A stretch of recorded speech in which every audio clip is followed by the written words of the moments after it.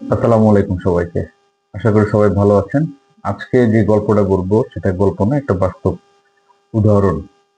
আজ থেকে 2 থেকে 3 বছর আগে আমি যখন এমএলএস এর প্রস্তুতি নিচ্ছি, তখন আমার ইউনিভার্সিটির এক সিনিয়র বড় ভাই, সে আমার সাথে কন্টিনিউয়াসলি যোগাযোগ হতো ব্যক্তিগত কারণে, বাট প্রায়ই ফোন দিত যে সৌদি কমিশন অথবা দুবাইয়ের প্রিপারেশন কিভাবে নিতে হয়।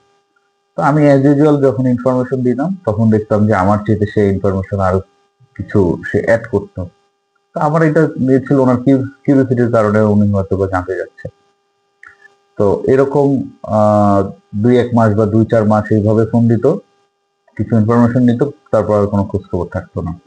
তো এর ভিতরে আমার কর্মস্থলে এসে সে ঘুরেও গেছে আমার ব্যক্তিগত সম্পর্কের কারণে, বাট এটা নিয়ে কোনো কথা হয়নি।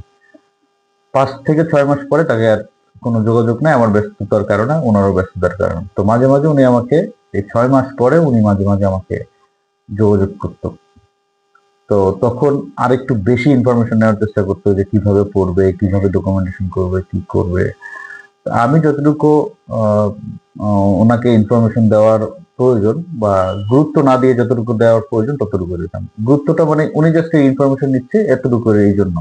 বাট ঘটনাটা ঘটে যে 6 মাস পরে যখন 6 মাস পরে না, লাস্ট 2-3 মাস আগে যখন উনি আমার সাথে কমিউনিকেশন করছে, তখন যখন পাশ থেকে আরবি কোনো লোক আরবি ভাষায় কথা বলছে, তখন তখন ব্যাপারটা বুঝতে পারি যে উনি এখন দেশে নেই, দেশের বাইরে আছে, তার মানে সৌদি আরবে আছে। পরবর্তী সময় উনি স্বীকার করলো যে আরো 1 বছর আগে উনি অলরেডি সৌদি আরব চলে গেছে, বাট তার লাইসেন্স হয়নি। তো লাইসেন্স হয়নি, উনি যেহেতু আমার ইউনিভার্সিটির সিনিয়র বড় ভাই, সেক্ষেত্রে আমাদের ডকুমেন্টেশন এবং হচ্ছে কি আমাদের সার্কেল একই। তো আমরা শুরু করি হচ্ছে যে ওনার ডকুমেন্টেশন কিভাবে রেডি করা যায়। তো রেডি করতে গিয়ে আমাদের আহ, একটা বাইন্ডিং আসে। আমাদের যেহেতু ওনার এবং আমার সেম ইউনিভার্সিটি ছিল, সেম সাবজেক্ট ছিল বায়োকেমিস্ট্রি, সেক্ষেত্রে বায়োকেমিস্ট্রিতে হচ্ছে গিয়ে মেডিকেল ল্যাব টেকনিশিয়ানের যে ইলিজিবিলিটি, সেটার জন্য একটা ব্যারিয়ার আসে। তো বিশেষ করে সৌদি কমিশন এবং হচ্ছে এমএলএস এর দুইটা একই ব্যারিয়ার। তো ওরা প্রুফ চায় যে তুমি তো ল্যাবরেটরি সায়েন্স না, তুমি কেন ল্যাবরেটরি সায়েন্টিস্ট অথবা ল্যাব টেকনিশিয়ানের ইলিজিবিলিটি চাচ্ছ, তুমি আমাকে প্রুফ করো। তো সেক্ষেত্রে আমরা দুইটা ওয়েতে কাজ করেছি। যেমন আমার এমএলএস এক্সামের সময় আমরা কাজ করেছি যে আমি তাদেরকে ডকুমেন্টেশন কোর্স আউটলাইন দিয়েছি যে আমার কোর্সের ভিতরে ইমোনোহেমাটোলজি, হেমাটোলজি এবং বায়োকেমিস্ট্রি, মাইক্রোবায়োলজি এটা ইনক্লুড আছে, এবং হচ্ছে আমার ট্রেনিং অথেন্টিসিটি আছে। আমার ইউনিভার্সিটি থেকে এরা অ্যাপ্রুভাল দিয়েছে, এবং এটা ওদেরকে প্রমাণ করতে চেষ্টা করেছি এবং পেরেছি যে হ্যাঁ, আমি মেডিকেল ল্যাবরেটরি সায়েন্টিস্ট এক্সামিনেশন দেওয়ার জন্য আমি প্রিপেয়ার। তো আমার পরবর্তী সময় আরো 2-1 জন বায়োকেমিস্ট্রি থেকে দিয়েছে, বাট আমার সময়টা ডিফিকাল্ট ছিল। ঠিক ওনার ক্ষেত্রেও এরকম একটা ডিফিকাল্টি ফেস করলাম। ওনার বায়োকেমিস্ট্রি ডিগ্রি দিয়ে, তখন যেহেতু বাংলাদেশ থেকে হচ্ছে কেউ এখনো পর্যন্ত হচ্ছে বায়োকেমিস্ট্রি ডিগ্রি থেকে যায়নি, বা অর্থাৎ আপনার ইউনিভার্সিটিতে ওখানে অ্যাড ছিল না। তো পরবর্তী সময় আমরা ইউনিভার্সিটি অ্যাড করার জন্য উদ্যোগ নিলাম। তো সেখানে দেখতেছি যে আমাদের এক্সট্রা একটা চার্জ দিয়ে ওদেরকে ভেরিফিকেশনের জন্য যেতে হবে। তো পরবর্তী সময় এটা আমরা স্কিপ করে গেলাম, ইউনিভার্সিটি ডিগ্রি দরকার নেই, যেহেতু ডিপ্লোমা ছিল। আমরা ডিপ্লোমা ডিগ্রি দিয়ে হচ্ছে গিয়া ডাটা ফ্লো করলাম এবং হচ্ছে সৌদি কমিশনের জন্য এলিজিবিলিটি নিলাম, এবং তারা এলিজিবিলিটি দিল, এবং আলটিমেটলি ওনার এক্সামের ডেট আসলো।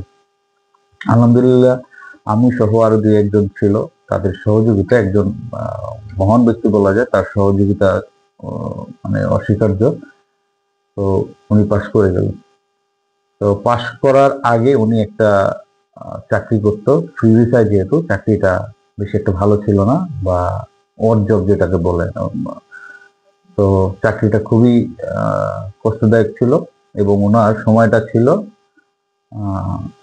মানে এটা উদাহরণের জন্য বললাম, সকালে একটা ডিম আর রাতে গিয়ে একটা রুটি বা এরকম, এইভাবে ওনার দিনটা চলতো। আর স্যালারি যেটা পেতো সেটা দিয়ে এই যে ডকুমেন্টেশন থেকে শুরু করে অন্যান্য কাজকর্ম করতে, অর্থাৎ স্যালারি টাকা দিয়ে তার কিছু করার ছিল না। তো এক্সাম পাশ করলো, পাশ করার পর এখন চাকরি নিয়ে একটা বড় ক্রাইসিস। কারণ সৌদি কমিশনে, সৌদি আরবে সবাই জানেন যে সৌদিয়ানদের বেশি প্রায়োরিটি দিচ্ছে, সুদানি অথবা যারা তামিলনাড়ু, পাকিস্তানি, ওদেরকে প্রায়োরিটি বেশি দেয়। বাঙালি আমাদের হাতে গোনা এখন 2-4 জন হচ্ছে। তো প্রায় 2 মাস চাকরি ছিল না, এখন আলহামদুলিল্লাহ আরো রমজানের আগ থেকে সে চাকরি করছে। এখন একটা 3500 থেকে 4000 টাকার মতো সৌদি রিয়াল বেতন পাচ্ছে এবং সে একটা ওভারটাইম করতেছে, আলহামদুলিল্লাহ ভালো আছে। তো এখন এই গল্পটা বলার উদ্দেশ্য, আমাকে অনেক বন্ধুরা ফোন দিচ্ছে যে ভাই কিভাবে কি করব, চাকরি নিশ্চিত আছে কিনা। তো একটা জিনিস আমি আপনাদেরকে বলি ভাই, আমি তো বর্তমানে বাংলাদেশে আছি, হ্যাঁ, আমি এখানে বসে যেই কাজটা করি, একজন স্টুডেন্টের প্রোফাইল থেকে শুরু করে ডকুমেন্ট থেকে শুরু করে এই ব্যাপারগুলো আমি রেডি করে দেই, এবং একদম এক্সাম পর্যন্ত যত ঝামেলা আছে সেই ব্যাপারগুলো, ছোট ছোট যেটা বললাম যে ছোট ছোট ব্যাপারগুলো আমাদের কাছে অনেক বড় ছিল এক সময়। তো আপনারা যখন নিজেরা করতে যাবেন, হ্যাঁ পারবেন অবশ্যই, বাট ছোট ব্যাপারগুলো আপনার কাছে একটা বড় কিছু মনে হবে, বড় ইস্যু মনে হবে। এই ব্যাপারগুলো ডকুমেন্ট থেকে শুরু করে এক্সাম শেষ পর্যন্ত এই প্রিপারেশন গুলো আমি করে দিই। আমার সাথে যারা সৌদি আরবে আছে তারাও আমার সাথে ইনক্লুড আছে। তো এই ব্যাপারগুলো আমি করে দিচ্ছি, এবং যারা ল্যাব মেডিসিনের তাদেরকে প্রিপারেশনটা আমি করে দিচ্ছি। এতটুকু পর্যন্ত আমি করতে পারবো, কিন্তু চাকরির ব্যাপারে আমি কোনো নিশ্চয়তা দিতে পারবো না, কারণ আমি বর্তমানে সৌদি আরবে নেই।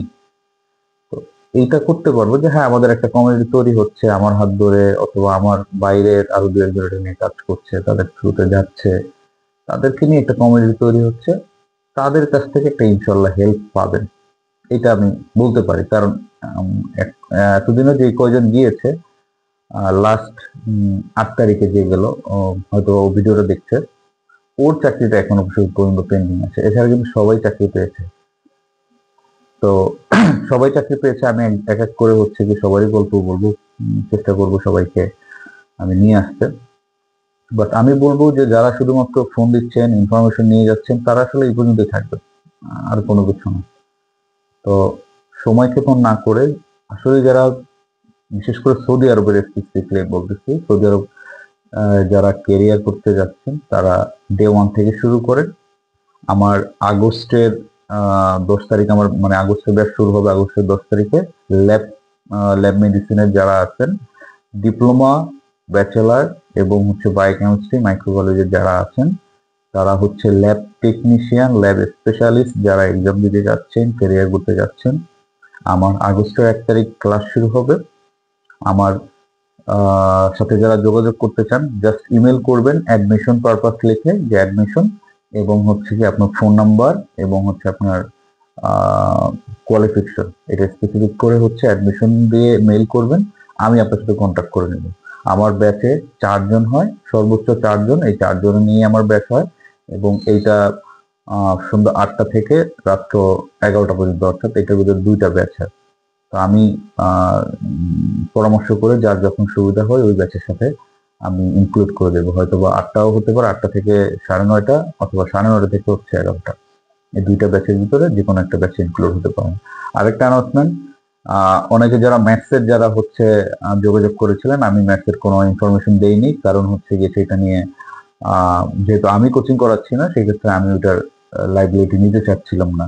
বাট একটা গ্রিন সিগন্যালের কারণে বলছি, যারা ম্যাথসে যারা স্টুডেন্ট আছেন, যারা আমার সাথে যোগাযোগ করেছেন, এখন আমার সাথে আপনাদের ফাইল প্রসেসিং এর জন্য দিতে পারেন। আপনারা মেডিকেল অ্যাসিস্ট্যান্ট থেকে নার্সিং টেকনিশিয়ান হিসেবে কাজ করতে পারবেন। এইটা ক্লিয়ার, এবং ডাটা ফ্লো থেকে গিয়ে আমরা ক্লিয়ারেন্স পাচ্ছি। তো যারা ম্যাথস এবং নার্সিং এর যারা আছেন, তারা ইন্ডিভিজুয়ালি আমি তাদের সাথে কাউন্সিলিং করতে পারবো, এবং তাদের ডকুমেন্টেশন নিচ্ছি।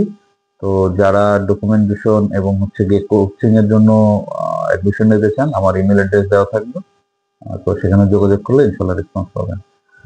তো এটা ছিল একটা সফলতার গল্প। সফলতাটা অল্প হলেও, বাট আমার কাছে মনে হয় অনেক বেশি। হ্যাঁ, বাংলাদেশ থেকে এইভাবে নিজের রিস্ক নিয়ে চাকরি, ভালো একটা এনা মেডিকেলে চাকরি করতাম, ভালো একটা স্যালারি পেত, তো সেটা রেখে সে এত বড় একটা রিস্ক নিয়ে চলে গেছে। তার আদৌ কোনো ভবিষ্যৎ ছিল না, সে জানতো না সে পাশ করবে কিনা, পাশ না করলে আলটিমেটলি দেশে ফিরে লাগতো। তো এত বড় রিস্ক নিয়ে সে আজকে একটা চাকরি করছে, বা সৌদি আরবের মতো জায়গায় একটা অবস্থান করছে, এটা আমি মনে করি আমার এবং আমাদের সফলতা। তো এরকম আরো সফলতার গল্প আছে অলরেডি, আমাদের 10 থেকে 12 জনের একটা কমিউনিটি ওইখানে আছে অলরেডি। আমাদের আরো কিছু বন্ধু আছে যারা আগামী আগস্টে এক্সাম দিবে। তো দেখা যাক, ভালো কিছু হবে। আর যারা এএসসিপি এর ইন্ডিভিজুয়াল ব্যাচে ভর্তি হতে যাচ্ছেন, সেটা হচ্ছে সৌদি কমিশন এবং এএসসিপি দুইটা একসাথে কম্বাইন একটা ব্যাচ হবে, 4 জনেরই ব্যাচ হবে। যারা এএসসিপি এবং সৌদি কমিশনের প্রিপারেশন নিতে যাচ্ছেন তারা আমার সাথে যোগাযোগ করতে পারেন, আমার ইমেল অ্যাড্রেস দেওয়া থাকবে। তো ভালো থাকবেন। আসসালামু আলাইকুম।